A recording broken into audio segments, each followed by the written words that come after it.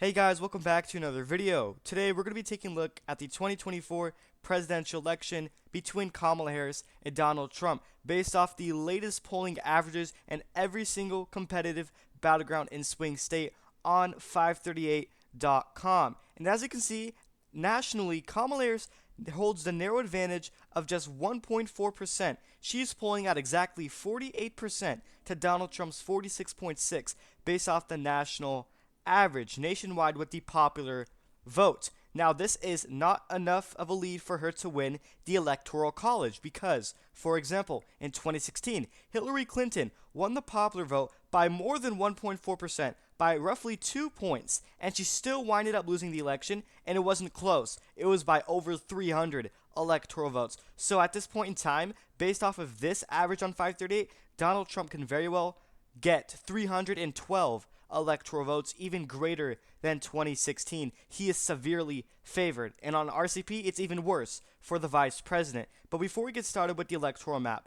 make sure you guys are subscribed. Click the bell so you don't miss out on my content. Press the like button, share this video. Don't forget, if you are interested, we have memberships. You can find a link to that in the description section. So let's start off with the West Coast and make our way up to the Northeast, lastly with those Rust Belt states, starting off with the battleground state of Nevada. Donald Trump holds a 0.2% advantage over Kamala Harris in the state according to 538, and the number is greater on the RCP by 0.7%. Now, this state typically does overestimate Republican support, which is basically the polar opposite of any other battleground state that typically overestimates Democrats. But yes, Nevada is that one state that unusually overestimates Republicans.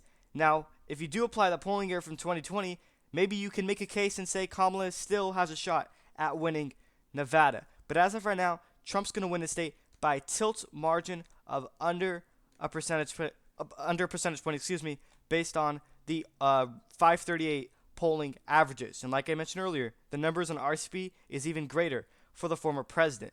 Now, in order for him to flip the state, number one is he's going to have to flip Washoe County right off the bat in northwestern Nevada. And then he's going to have skyrocket turnout in the Vegas area, Clark County, among Hispanic voters specifically, which I think he can do exactly that. Therefore, it will give him the state's 6 electoral votes. So Nevada's tilt for the former president.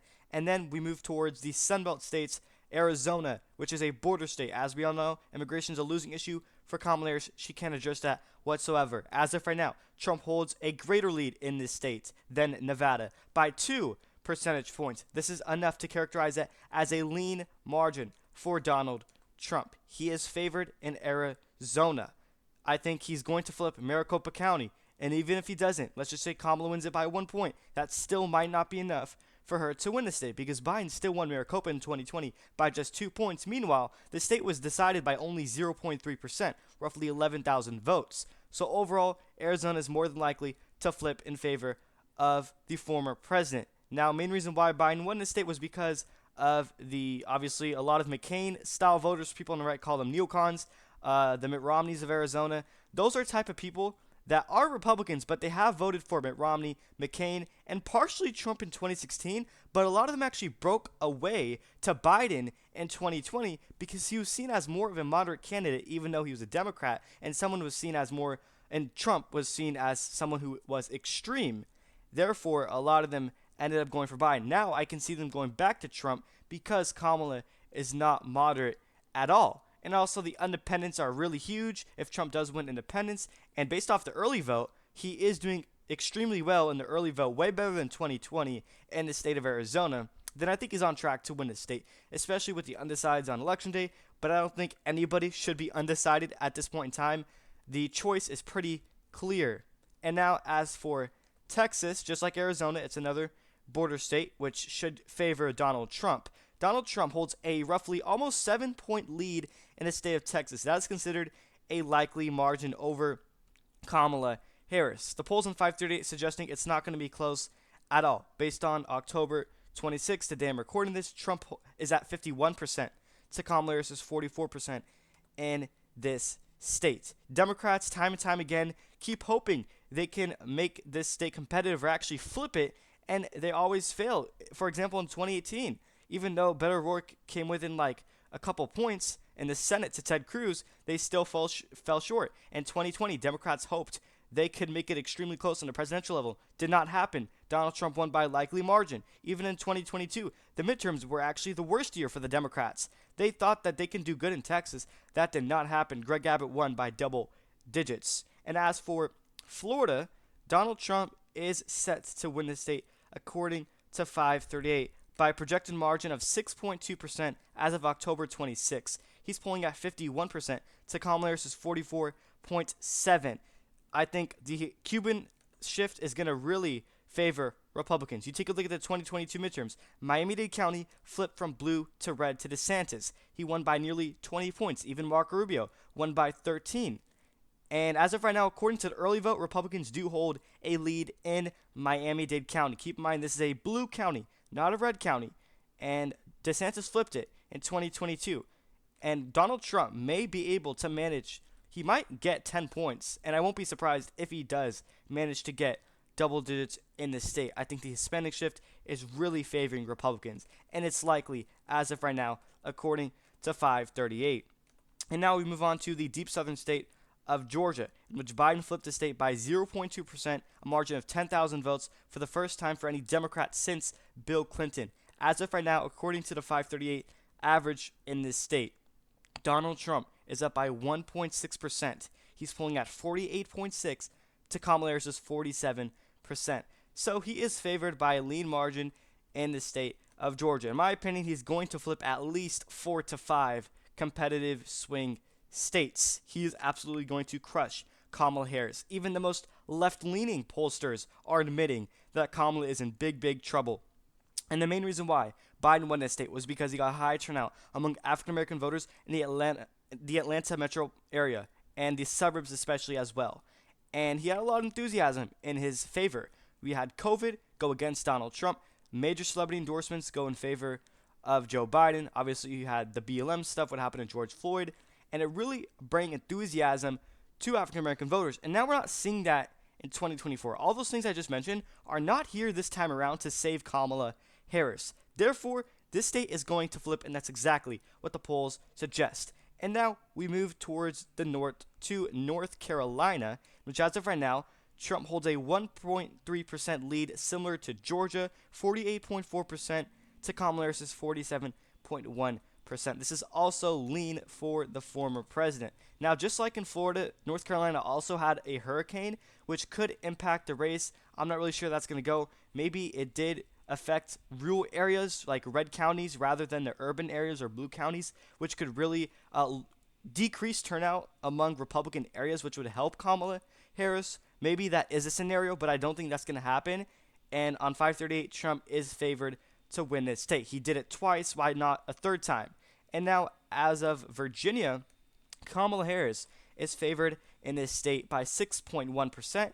That's considered a likely margin. In my opinion, it's going to be closer than that, probably within 4 to 5 points, a lean margin instead of likely. And keep in mind, Biden won Virginia in 2020 by roughly 10 percentage points. I think it's going to be slightly closer. You take a look at internal polling among the Democratic base. Democrat and funded polls are suggesting this state is going to be extremely close. In fact, the latest poll has Kamala only up by 1% in the state of Virginia. And in fact, when Biden was still in the race, right before he dropped out, Donald Trump and the RCP average was up in Virginia. He was up by 0.4%. So maybe it's not unrealistic that Trump can very well win this state. I'm not saying it's going to happen. I do have Kamala winning, but I think it's going to be closer than 6 points. And as for Minnesota, moving towards some of these Rust Belt states, as of right now, according to the 538 average, Kamala's up by 5 in this state. She's getting nearly 50% to Donald Trump's 44.6 in this state. That's enough to consider it a likely margin. You can argue this is lean, but I'll fill it in as likely for now. Obviously, you have the governor here, Tim Walz, who is on the same ticket as Kamala, the VP. I think that's beneficial to the vice president. He will help her electorally with that home state advantage. And same thing goes for in Ohio, J.D. Vance, obviously. You have that VP home state advantage. So it's going to help both of these candidates.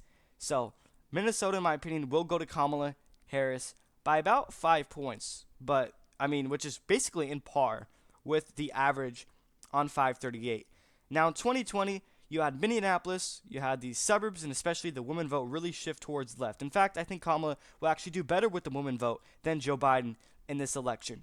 And what happened in George Floyd really pushed the state to the left. Now, that's not going to happen this time around. Therefore, obviously, it's going to be way, way closer. But still, Kamala is going to win this state. And now we move over to the most important three states, the Rust Belt: Wisconsin, Michigan, Pennsylvania. As of right now, Kamala Harris holds a 0.2% lead in the state of Wisconsin. I would consider this toss-up. I think it's a tie at this point, based off the 538 average. Now, in my opinion, I do have Trump winning Wisconsin by arguably a lean margin. Kamala's at 47.9% to Donald Trump's 47.7%. But this is a very close, narrow margin by just a tilt margin. And keep in mind, Wisconsin was the reddest Rust Belt state of the three in 2020 and 2016, and the Obama era as well. It voted to the right of both Pennsylvania and Michigan. Biden only won it by 20,000 votes, which, by the way, is actually less of a margin than Trump's victory in the state back in the 2016 election. So I actually do have Trump winning it by close to 2 points. Now, I do think Wisconsin's polling in 538 is really underestimating Donald Trump. In fact, Wisconsin had the worst polling year out of any other state besides New York. It had Biden up by 6 right before the election. He only won it by 0.6, nowhere near that.